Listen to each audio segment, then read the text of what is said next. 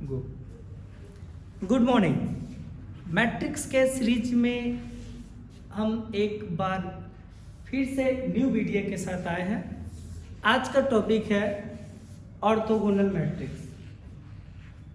Orthogonal matrix में हमको एक बात को ध्यान रखना है कि हमको ट्रांसपोज के बारे में जानना है। आप लोग जानते ही हैं कि ट्रांसपोज क्या, अगर नहीं जानते हैं तो मेरे आप मैट्रिक्स सीरीज में जाके देख सकते हैं ट्रांसपोज ऑफ मैट्रिक्स क्या होता है।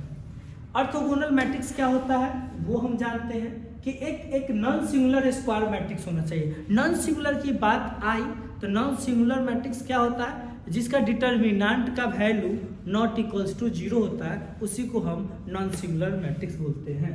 तो एक नॉन सिंगुलर स्क्वायर मैट्रिक्स होगा A is called orthogonal matrix if A into A transpose equals to A transpose into A equals to I के बराबर होगा। किसके बराबर होगा? I के बराबर होगा। ये I मेरा आइडेंटिटी मैट्रिक्स है।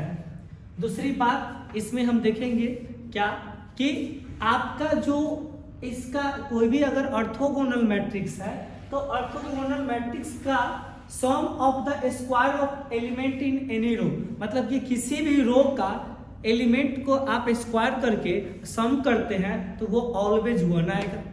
दूसरी बात, the sum of element in any row is multiplied by the corresponding element in any other row is 0, मतलब कि अगर मेरे पास एक रो है और एक रो के अलावा दूसरे रो के साथ उस एलिमेंट को corresponding मल्टीप्लाई करते हैं, सम कीजिएगा तो 0 के बराबर आएगा। जैसे में ये हम देखते हैं, ये मेरा जो मैट्रिक्स है, ये मैट्रिक्स मेरा दिया हुआ है, ये मैट्रिक्स दिया हुआ है, एक मैट्रिक्स A दे दिया और ये मैट्रिक्स हमको A दे दिया क्या, cos theta 0 sin theta 0 1 0 minus sine theta 0 cos theta, ये मैट्रिक्स दे दिया।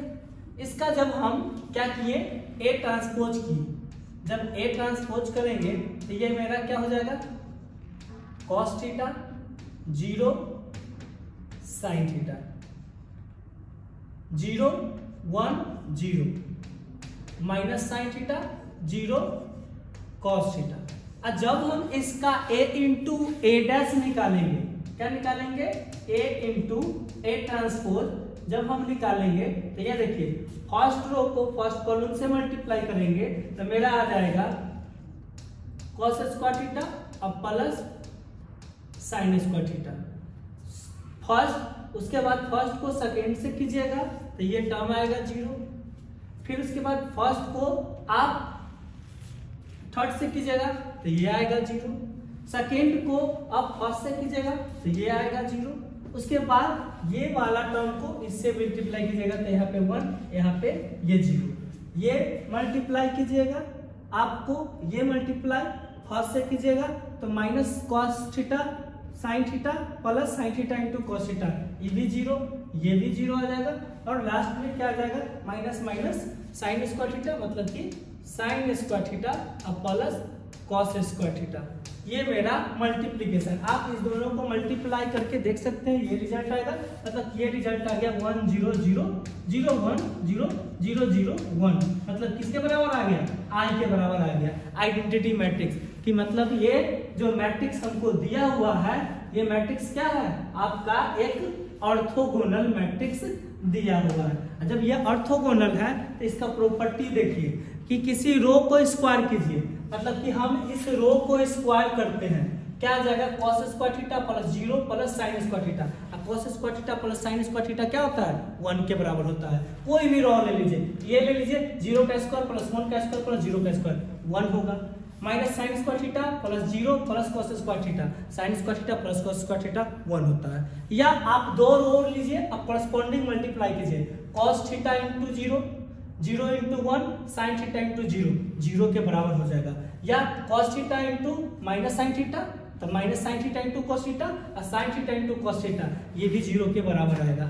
तो आप दो रो को लेते हैं और कॉरस्पॉन्डिंग मल्टीप्लाई करते हैं तो उसका रिजल्ट हमेशा ऑर्थोगोनल मैट्रिक्स में 0 आएगा, और किसी भी रो का एलिमेंट को किसी रो के एलिमेंट को अगर आप स्क्वायर करके सम करते हैं तो वो ऑलवेज आपको क्या देंगे, 1 देंगे। सेम उसी तरह से ये सेकेंड एग्जांपल दिया हुआ है, इसको आप ट्राई कीजिएगा। या देख सकते हैं ये 1/3 है, सबसे मल्टीप्लाई कर देंगे, यहाँ पे अब स्क्वायर करेंगे, 1 का स्क्वायर 1, 2 का स्क्वायर 4, 2 का स्क्वायर 4, तो 9 आ गया, और 9 आ गया 1/3 का स्क्वायर 1/9, तो 9/9 क्या होता है, 1 होता है, तो ये भी 1 हो गया।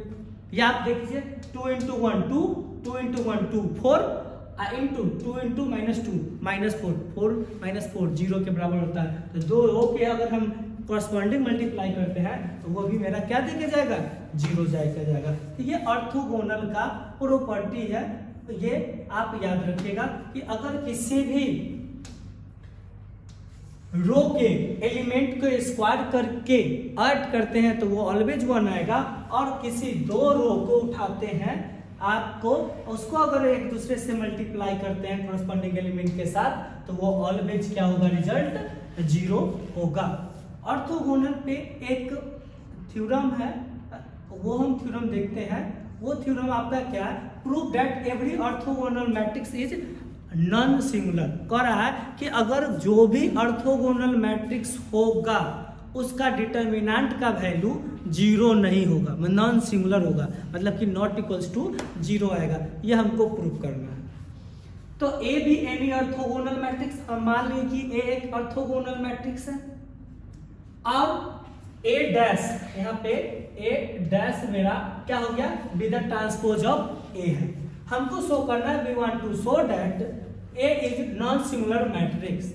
नॉन सिंगुलर मैट्रिक्स का मतलब क्या होगा कि determinant of A not equals to 0, ये हमको प्रूव करना है। For this A is orthogonal matrix है, मतलब क्या, जब ए इज ऑर्थोगोनल मैट्रिक्स है, ए इज ऑर्थोगोनल मैट्रिक्स है, मतलब कि दैट इज मेरा क्या हो गया कि ए इंटू ए ट्रांसपोज जो होगा वो आई के बराबर होगा। अब हम दोनों तरफ मॉडुलस लगाएंगे, तो mod A into A transpose equal to mod I के बराबर होगा।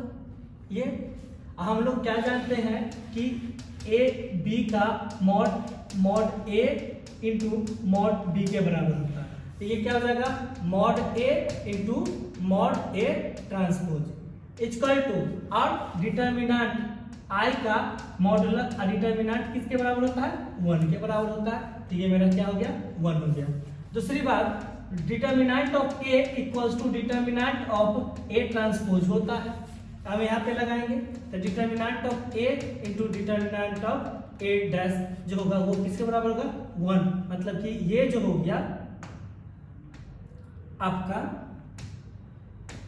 ये ए के बराबर हो गया, मतलब कि determinant of A square equal to 1, मतलब कि डिटर्मिनेंट ऑफ ए जो हो गया वो क्या गया, +-1 आएगा, कभी भी नॉट इक्वल्स टू 0 नहीं आएगा। ये आपका नॉट इक्वल्स टू 0 है, मतलब कि ए जो है वो क्या है, इज नॉन